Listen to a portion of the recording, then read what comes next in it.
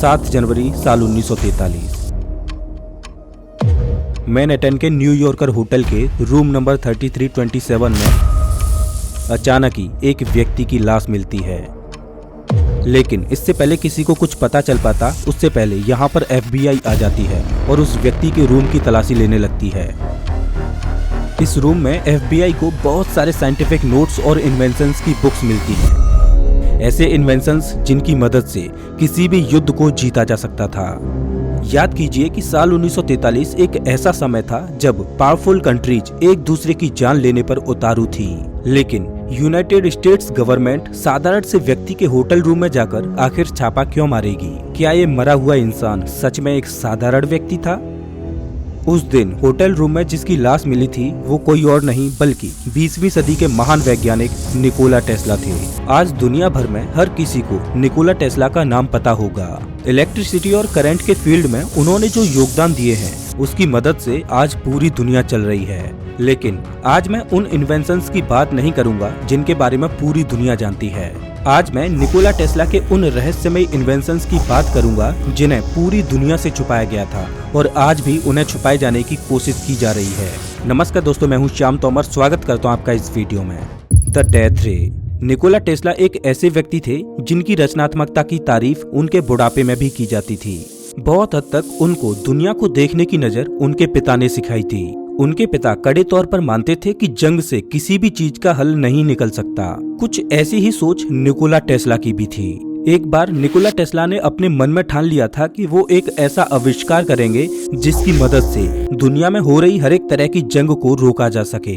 वो एक ऐसी टेक्नोलॉजी बनाना चाहते थे जिससे जंग के बारे में सोचते ही हर एक देश की हालत डर के मारे खराब हो जाए। साल 1931 में एक प्रेस कॉन्फ्रेंस में निकोला टेस्ला ने अनाउंस किया था कि उन्होंने एक ऐसा अनोखा ऊर्जा का स्रोत बना लिया है जिसके बारे में आपने कभी नहीं सुना होगा। जब उनसे पूछा गया कि इस एनर्जी सोर्स का नेचर क्या है तो उन्होंने कहा कि ये आइडिया अचानक ही मेरे दिमाग में आ गया था और ये एनर्जी सोर्स बिल्कुल ही नई जगह से निकलकर दुनिया के सामने आएगा। साल 1934 एक ऐसा समय था जब यूरोप में जंग होने की संभावनाएं बढ़ती जा रही थीं। निकोला टेस्ला अभी भी अपनी इस नई खोज पर काम कर रहे थे कि तभी अचानक न्यूयॉर्क के न्यूज़पेपर में एक खबर आई कि निकोला टेस्ला ने डेथ बीम नाम के यंत्र का आविष्कार कर लिया है।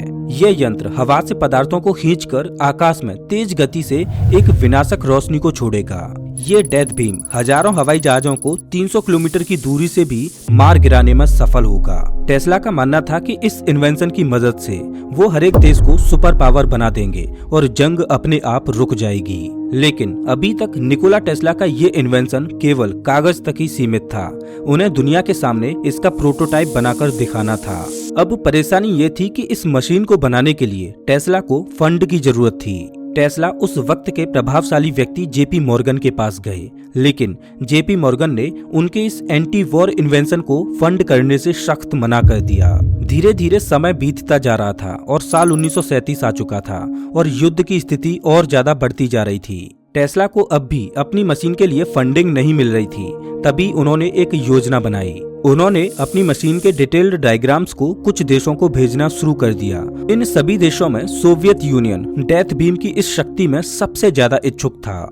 साल 1937 में टेस्ला ने अपने प्लान को एमटॉर्ग ट्रेडिंग कॉर्पोरेशन को सुनाया, जो कि सोवियत नेशन की ही एक कंपनी थी। इसके 2 साल बाद साल 1939 में डेथ बीम के पहले स्टेज की टेस्टिंग सोवियत यूनियन में की गई थी। टेस्ला इस बात पर बहुत ज्यादा जोर दे रहे थे कि उनका यह यंत्र केवल डिफेंस के लिए ही इस्तेमाल हो।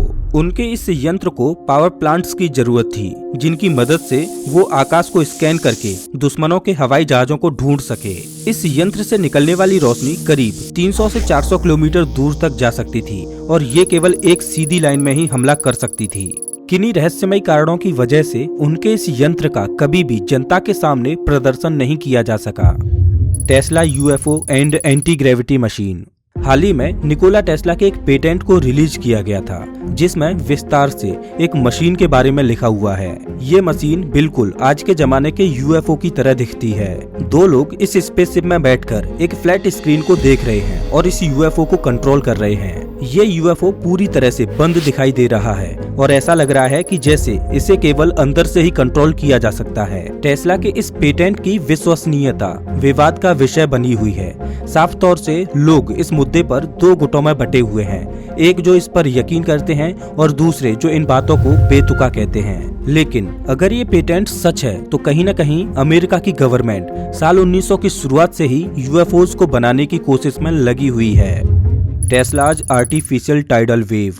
वैसे तो किसी भी देश की वायुसेना उसकी असली शक्ति को आंकने में मदद करती है, लेकिन टेस्ला के समय में नौसेना बल वो ग्रुप थी जिसकी मदद से दुश्मन देशों की शक्ति को नापा जाता था। इस बात को ध्यान में रखकर टेस्ला ने ऐसी मशीन बनाने की सोची जो सीधा समुद्र की लहरों को ही कंट्रोल कर सके। अपने बहुत सारे लेटर्स के जरिए निकोला टेस्ला ने इंफॉर्मेशन दी कि वो किसी भी देश की नौसेना को अपने इस आविष्कार से खत्म कर सकते हैं। इस थ्योरी के मुताबिक कई सौ हवाई जहाज ऐसे यूनिक तरह के बॉम्ब्स समुद्र के अंदर छोड़ेंगे जो पानी के अंदर जाते ही बड़े बड़े बबल्स बनाने की क्षमता रखते हों।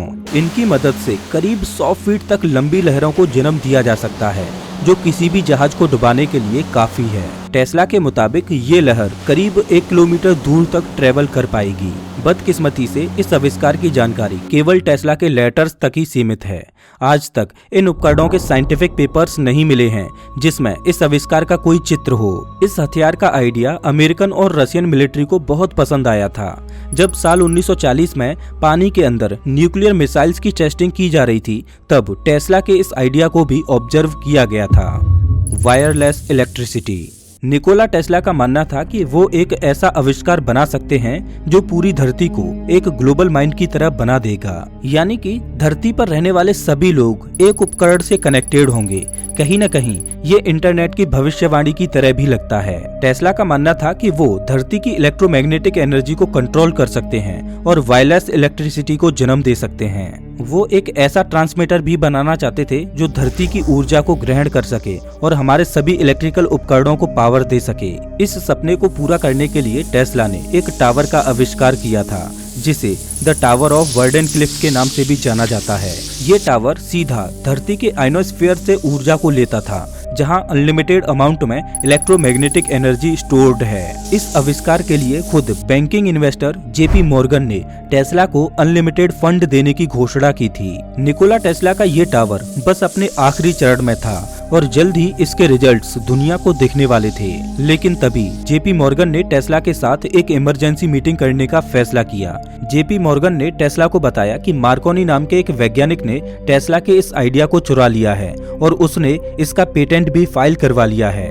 यानी अगर टेस्ला इस मशीन को चलाने में कामयाब भी हो जाते हैं, तब भी जेपी मॉर्गन को इसका फाइनेंशियली कोई फायदा नहीं होगा। कोई रास्ता दिखाई नहीं देने पर टेस्ला ने अपने अंडर कंस्ट्रक्शन टावर को जेपी मॉर्गन को दिखाया और कहा कि इससे कोई फर्क नहीं पड़ता कि किसी और ने मेरे आइडिया को चुरा लिया है, सिर्फ कुछ ही दिनों में मैं पूरी दुनिया को बदलने वाला हूँ। लेकिन जेपी मॉर्गन केवल इस बात से चिंतित थे कि इस आविष्कार के बाद भी उन्हें कोई प्रॉफिट नहीं होगा। उन्होंने तुरंत टेस्ला को फंड देना बंद कर दिया और सिर्फ कुछ ही दिनों में टावर ऑफ वर्डेनक्लिफ को भी तोड़ दिया गया। Tesla drone technology. माना जाता है कि दुनिया का सबसे पहला ड्रोन निकोला टेस्ला ने इन्वेंट किया था। उन्होंने एक छोटी सी मैकेनिकल नाव बनाई जिसको एक ट्रांसमीटर डिवाइस की मदद से कंट्रोल किया जा सकता था। ये ट्रांसमीटर डिवाइस एक विशेष फ्रीक्वेंसी को पकड़ने की काबिलियत रखती थी जिसकी मदद से उस बोट को कंट्रोल किया जा सकता था। अपने इस आविष्कार को उन्होंने साल 1898 में एक साइंस प्रदर्शन में इसको प्रदर्शित भी किया था।